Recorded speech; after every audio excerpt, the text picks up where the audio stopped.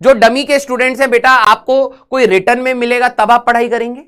मैं आपसे जानना चाहता हूं कि आप इतने रफ का एग्जाम है और 11th को अच्छे से रिवाइज करने के लिए हमें स्पेस क्रिएट करना पड़ेगा, है ना। स्पेस क्रिएट करना मतलब कई सारे बच्चे बोलते थे कि सर बहुत दिनों बाद क्लास होती है तो ले बेटा रोज क्लास। हाँ बहुत सही, आवाज बिल्कुल सही आ रही है, वेरी गुड वेरी गुड। हाँ बहुत सही बहुत सही, ठीक है। जिनको आवाज कम लगेगी आप अपने इंस्ट्रूमेंट से उस चीज को बढ़ा भी सकते हैं, ठीक है। और देखो ये होता है ना, पीडब्ल्यू हर बात सुनता है तुम्हारी, है हर बात सुनता है कि सर हमारी फिजिक्स की क्लास हफ्ते में 3 होती है, बहुत दिनों बाद मिलने का मौका मिलता है, ले आओ। हाँ और ले आओ और बोले हो ठीक है। हाँ तो बेटा अब आज जो आपका जून तक हमारा यही टाइम चलेगा, उसके बाद चेंज है या नहीं है वो तो आपको कम्युनिकेट कर दिया जाएगा, हमें भी कम्युनिकेट कर दिया जाएगा। यस यस यस, ठीक है। अब शायद भूल जाते हैं कि जनवरी में ही आपका एग्जाम है और 11th को अच्छे से रिवाइज करने के लिए हमें स्पेस क्रिएट करना पड़ेगा, है ना। स्पेस क्रिएट करना मतलब हम लोग अभी तक 20-25 डेज में 11th रिवाइज कराते आए हैं पिछले लक्ष्य में, लेकिन हम लोग इस बार चाहते हैं कि आपको एक सफिशिएंट टाइम खुद से भी मिले, आपके उसी समय पे प्री बोर्ड्स भी चले तो आपका सिलेबस पहले यहां पर भी खत्म हो जाए। अब यहां पर आप सभी लोगों का सपोर्ट चाहिए होता है कि यस सर थोड़ा सा मेहनत करना ही पड़ेगा और उसका कोई विकल्प नहीं है ना। अगर आपको यह बात पता है कि मेहनत का यहां पर 12वीं के इस टाइम पर मेहनत के अलावा आपके पास कोई विकल्प नहीं है, तो आपको यह बात माननी पड़ेगी कि इसके कुछ बेनिफिट्स आपको बाद में मिलेंगे। टाइम कंप्लीशन हमारा बिल्कुल सही होगा, आपके बोर्ड से पहले पूरा सिलेबस कंप्लीट होगा। दूसरी बात, आपको 11th के लिए अच्छे से रिवीजन टाइम मिल जाएगा जब आपका जेईई मेंस होगा। मैं आप सभी लोगों को बोलूंगा कि आप एक बार रिजल्ट्स को जरूर देखिए, रीजन बीइंग आप समझ सकेंगे वहां से कि लक्ष्य जेईई से बहुत ज्यादा सिलेक्शंस है, बहुत ज्यादा सिलेक्शंस है।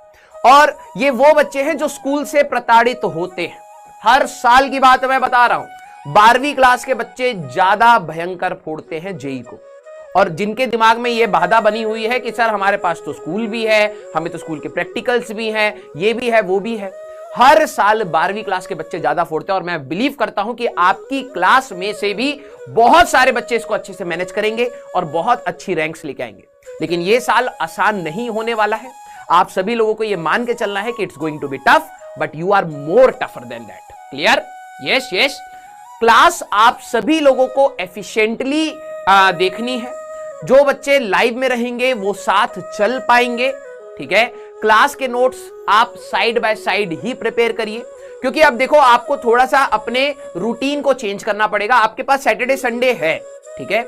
मैं वही चाहता हूं कि हम ज्यादा लेक्चर्स आपको उस तरीके से पुश ना करें कि आपका और टाइम लगे, क्योंकि मेरे को पता है कि अगर आप 3 क्लासेस कर रहे हैं, इनके नोट्स कंप्लीट करना, डीपीपीस का थोड़ा सा बैकलॉग बनना, होमवर्क का आपका इरिटेशन होना, plus side by side school को भी मैनेज करना टफ होता है, ठीक है।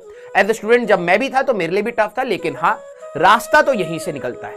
अब क्या करें भाई, हमारे रास्ते में अगर ये प्रॉब्लम्स हैं तो हम क्या उनके सामने वीक पड़ जाएं? नहीं, आपके पास सैटरडे संडे है, आप अच्छे से यूटिलाइज करिए। आपके पास स्कूल में जितना भी टाइम फ्री मिलेगा आप उसको अच्छे से यूटिलाइज करिए। आप क्लास में अटेंटिव होकर सारी चीजों को सुनिए। रीजन बीइंग, अगर आपने क्लास में ही 1.5 घंटा, अब 1.5 घंटे की क्लास है, क्लास में अगर आपने फुल कंसंट्रेशन से सुन लिया, आपका काफी काम यहीं पर खत्म हो जाता है, ठीक है। मैक्सिमम कोशिश करिए कि आप नोट्स कंप्लीट क्लास में ही कर ले जाएं। क्लास के बाद आपका काम कम से कम रहे, अपना सेल्फ स्टडी का टाइम रहे। स्पैमिंग से, हाँ स्पैमिंग से दूर रहना है, फालतू कमेंट्स में नहीं पढ़ना है, फालतू चीजों में नहीं पढ़ना है आपको, ठीक है। और हम लोग मिलेंगे हमेशा डाउट सेक्शन में, जहां पर आप डाउट्स बताएंगे, पूछेंगे, मैं वहां पर आपको हमेशा मिलूंगा। क्लियर? लव यू बेटा। क्लियर? Yes yes.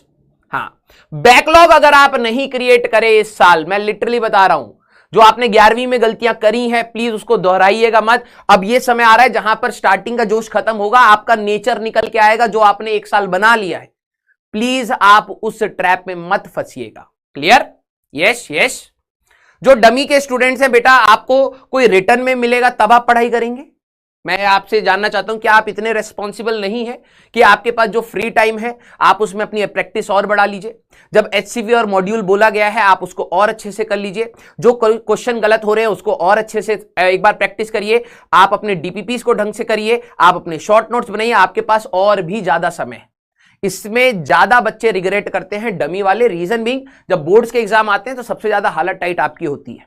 ठीक है, तो मैं आप सभी लोगों को बोल रहा हूं, जितने भी डमी स्कूल के हैं, जिनका स्कूल गोइंग नहीं है, आपके पास पर्याप्त समय है, लेक्चर्स को लाइव अटेंड करिए, उसके बाद आप सारा टाइम अपने प्रैक्टिस में लगाइए।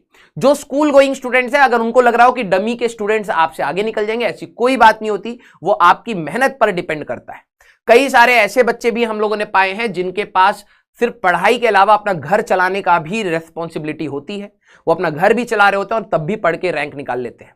जिसको रैंक निकालनी है वो एक्सक्यूजेस फाइंड नहीं करता, वो हर चीज को एज अ अपॉर्चुनिटी देखता है। अब वो आपका एटीट्यूड डिसाइड करता है कि आप किस कैटेगरी में। कई सारे ऐसे बच्चे भी हैं जिनके पास सारी फैसिलिटीज हैं, उनके पेरेंट्स ने सारी फैसिलिटीज दे रखी है, लेकिन फिर भी वो सिलेक्शन की तरफ नहीं जाते। उसका रीजन है क्योंकि जब आपको आसानी से चीजें मिल जाती हैं तो आपको लगता है इजी वे आउट ही है हर चीज का, लेकिन ये कंपटीशन आपको बदल के रख देगा 1 साल के बाद।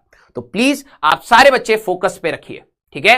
Yes yes, very good very good. जिन लोगों को जिस प्रकार की एडिक्शन है गेम्स की है, वो आप 1 मिनट रेस्पॉन्सिबल होकर सोच लीजिएगा, आपके लाइफ कौन डिसाइड करने वाला है, क्या ये, या आपका गेम, या आपका इंस्टाग्राम, या आपका फेसबुक, या आपका यूट्यूब, जो भी है। मैं आपके पास फ्रीडम है, आप तभी यूज कर रहे हैं, राइट। लेकिन रेस्पॉन्सिबिलिटी के लिए मैं आपसे गुहार लगा सकता हूं, बस ज्यादा से ज्यादा, और क्या कह सकता हूं। मैं तो आपको यही कहूंगा कि भाई एक बार रेस्पॉन्सिबल होकर सोच लो कि क्या ये समय आपके पास दोबारा आएगा, और अगर आएगा आपके पास तो ठीक है, आप जो कर रहे हैं करिए, कोई गलत नहीं है, राइट। जो रेस्पॉन्सिबिलिटी के साथ चुपचाप पढ़ता रहेगा उसको कोई दिक्कत कभी भी लाइफ में नहीं आएगी। सक्सेस डिले हो सकती है लेकिन आएगी जरूर। Clear? Okay, very good. Yes, तो आज मेरा नाम है राजवंत सिंह, और मैं आज नहीं मेरा नाम हमेशा से ही राजवंत सिंह रहा है, तो मेरा नाम है राजवंत। इसी पॉइंट ऑफ व्यू से देखें तो भी इंपॉर्टेंट है, कंपटीशन पॉइंट ऑफ व्यू से इतना ज्यादा क्वेश्चन नहीं पूछे गए हैं, लेकिन यस एक particular fixed pattern of questions है। पोटेंशियल एनर्जी के हैं, टाइम पीरियड के हैं। टाइम पीरियड के क्वेश्चन पूरे इलेक्ट्रोस्टैटिक्स में भर भर के आ रहे हैं, आप समझ पा रहे होंगे, ठीक है। तो कुछ कुछ चीजों पे अगर आपने फोकस कर लिया तो एक छोटा सा टॉपिक है, बहुत आसानी से आप इसको निपटा सकते हैं। चलिए स्टार्ट किया जाए। यस यस यस, हाँ यस, क्लियर, क्लियर, स्टार्ट किया जाए।